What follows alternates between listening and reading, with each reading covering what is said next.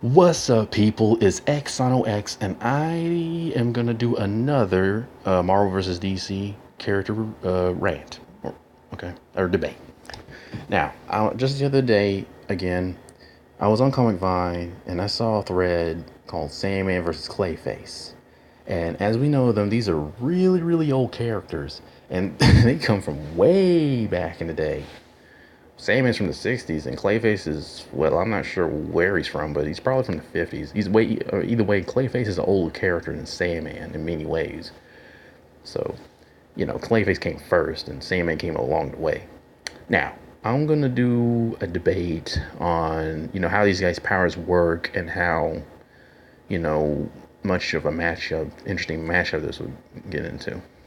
Now, on to Clayface first. I'm going to do Clayface first. Okay, Clayface, real name Basil Carlo. He was an actor who, upon discovering that a remake of one of his classic horror movies was being made, and went insane and began killing the cast and crew wearing the mask of the film's villain Clayface until stopped by Batman.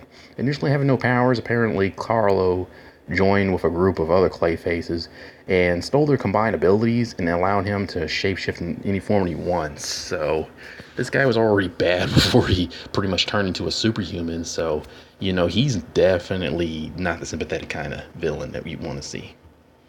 I mean, I mean, unlike Sandman, Clayface was an actor. Sandman, as a dude before he got his powers, was just a nobody.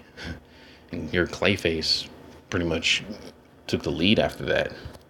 So Clayface apparently would all go on to make appearances outside the Batman comics. He would all go on to fight the Justice League. He would fight the Teen Titans. He would also go and fight the Outsiders. He would go into fight on a lot of teams actually later on. And because his powers and all that, it works so much differently than. Well, they don't work that much differently, but Clayface is the same in terms of power and shape shifting, just like Sandman. But the only differences between Sandman and Clayface is that Clayface can turn into other people. He can make himself look like somebody else, like Black Mask or Jonas Harrow. No, not Jonas Harrow. I could get his name wrong, but it's that crazy doctor that does experiments on people.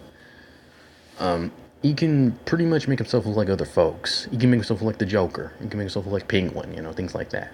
Sandman, on the other hand, can't do that. He can shapeshift, but he can't make himself look like other people for some reason. So yeah, Clayface, he became a big prominent villain of Batman and go on to make several appearances in the DC comics.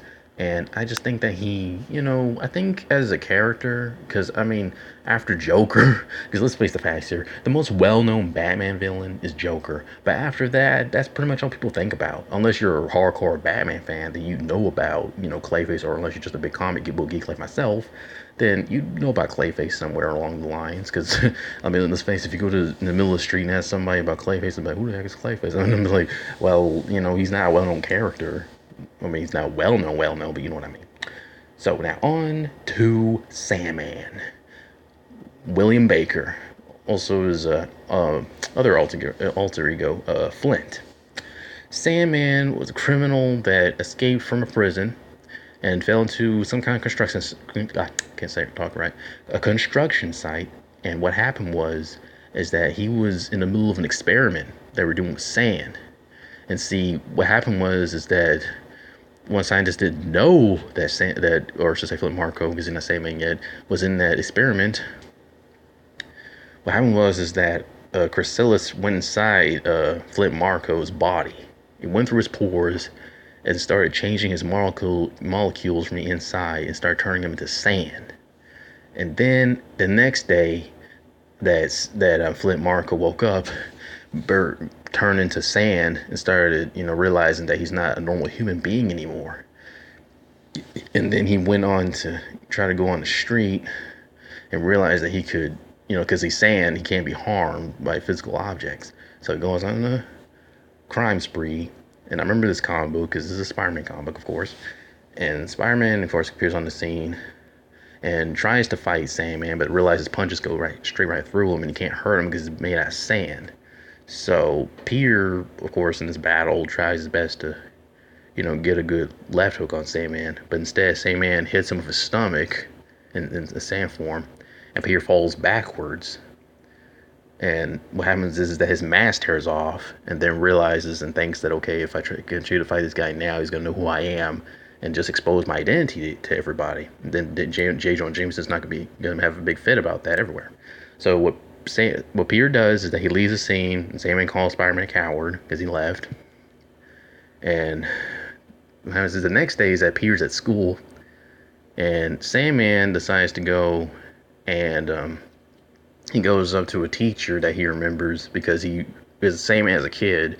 He was always a bad student. I mean, like, he would get bad grades and get like a D minus, things like that. So he was always just kind of I guess you could say he was a bit of one of those kids that didn't learn anything back in school, obviously. So Sandman, in this part of the comic, comes to that school to confront a teacher that he remembers because he always gave him bad grades. And Peter, while in the class, decides to hightail it to the boys' restroom so he can turn into Spider-Man, and then appears on the scene. And then he realized that, like, while in battle, Peter pretty much goes up against Sandman, and then Peter's spider sense tingles when he's about to punch him, making him realize that he made his head hard, so he can't punch him. So what he does is he grabs him and throws him out of the classroom, and continues to fight from there. And so Peter, after lowering him into the hallway, Peter lowers him into the janitor's room and defeats Sandman by holding a vacuum towards him and then getting him in there. It's kind of silly how Spidey defeated Sandman the first time around, but that's just how the comics were at those times. We're in the 60s looking at this, so that was one heck of a time ago. I mean, Nick, my dad's from the 60s, and he knows about that stuff by heart. So, however, after pretty much Sandman's first appearance, he would go on to join the Fightful Four.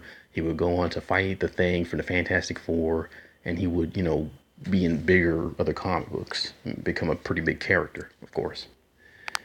There's also a comic book where Sandman does get a costume, although I don't like it because it don't look that great. And Sandman can turn himself into you can basically do what sand does after his made, like turn himself into glass, turn himself into cement, turn himself into pretty much everything that people do, like Ceramics and things like that. And so Sandman would go on to become a very famous character.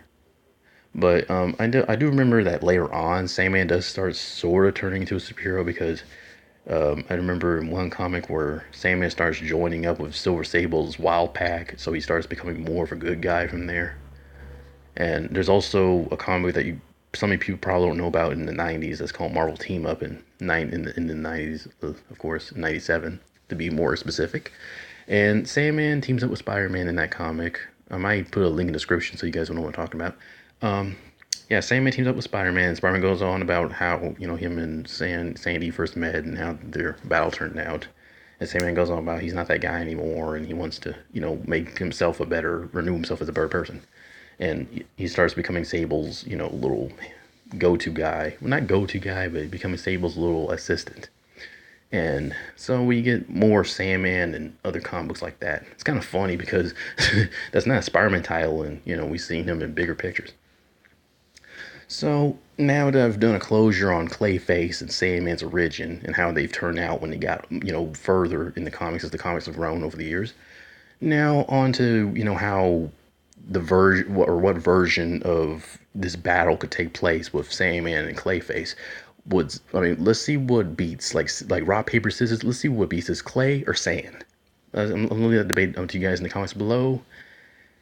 And one thing I would like to say lastly is that I think that I don't know, maybe Clay beats Sand or maybe Sand beats Clay. I'm not really sure about that because I'm kind of a nerd, so I know that a little bit of Clay is in Sand in some countries. So I don't know, maybe they might mix together and create a whole new being. Who knows? Like that one time when Hydra Man and Sandman were fighting each other, and then they turned to Mud Thing because the chemicals inside their body mix with each other. So who knows? Maybe we might get Clay, Sand, Clay, or Clay Thing. Who knows? So let me know in the comments below on what version or where this battle should take place and how it should, bring results. All right, I cannot talk right. I'm sorry for a tongue twister. X on X out. Peace.